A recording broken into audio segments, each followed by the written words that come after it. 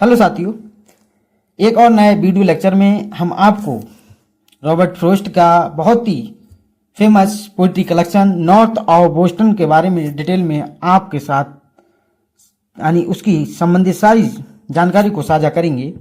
North of Boston is a poetry collection by Robert Frost, first published in 1914 by David Nutt in London. Most of the poems resemble short dramas or dialogues. It is also called a book of poems because most of the poems deal with New England themes and जो दिया गया है यानी यहाँ की किसानों यानी farmers, यहाँ की farmers as upon wrote a review of this collection in 1914, despite it being called North of Boston. None of the poems have that name. North of Boston Robert Frost द्वारा लिखी गई कविता संग्रह है जिसे पहली बार 1914 में डेविड नट ने लंदन में प्रकाशित किया था। अधिकांश कविताएं लघु नाटक या संवादों से मिलती जुलती हैं। इसे लोगों की पुस्तक भी कहा जाता है क्योंकि अधिकांश कविताएं न्यू इंग्लैंड के विषयों और यहाँ की किसानों से संबंधित हैं। एजरा पॉन्ड ने 1914 में इस संग्रह की समीक्षा लिखी थी। इसे नॉर्थ ऑफ बोस्टन कहे जाने के बावजूद किसी भी कविता का यह नाम नहीं है।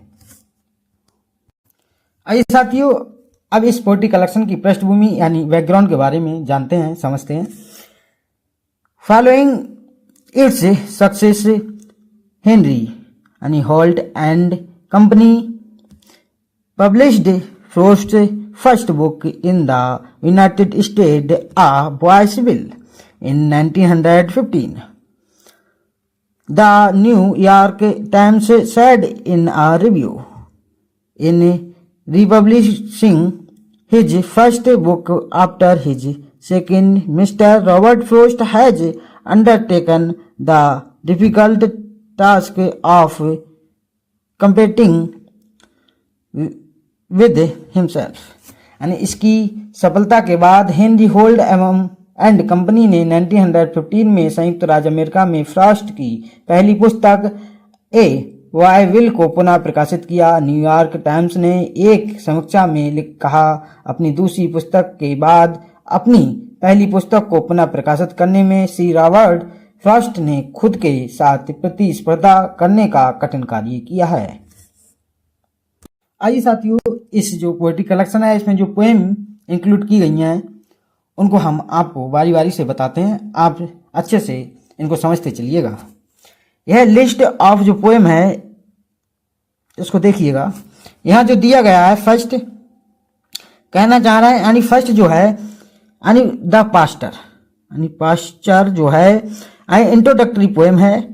यानी इसके बाद जो है मैंडिंग वॉल है और इसमें the death of the hard man और द माउंटेन और 100 कलर्स।